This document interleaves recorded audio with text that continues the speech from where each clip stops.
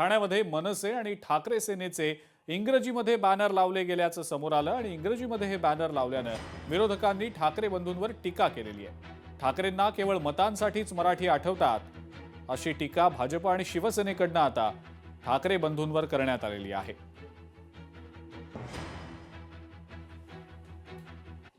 99% banner हे मराठीत आहेत। त्या परिसरामध्ये राज्याच्या बाहेरची लोक ही कामानिमित्त 2-4-8 दिवसासाठी तिथे येत असतात।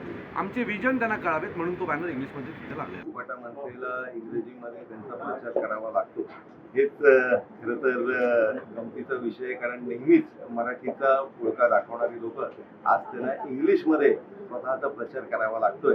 खरं तर आपण वरलीमध्येही त्यांचे गुजरातीमध्ये बॅनर बघितले।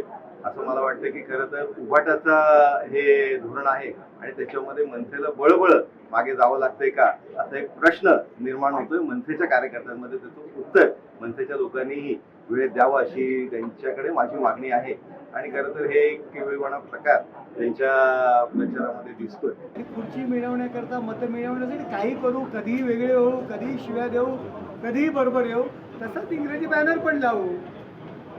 भाषणं, मुद्दे, तत्व हे केवळ सभेमध्ये भाषण करण्यापुरते आमच्या दृष्टीने मतं महत्त्वाची आहेत, त्याकरता ते इंग्रजी बॅनर लावलेले आहेत। त्यांनी त्यांचा मूळ जो स्वभाव या बॅनरमुळे दिसलेला आहे। मतांकरता एकत्र आणि आता मतांकरता मराठी सोडून इंग्रजी, मतांकरता काही करतील हे याचं एक नितांत ज्वलंत उदाहरण आहे। लोकशाही मराठी ऐका, पहा, जागरूक रहा।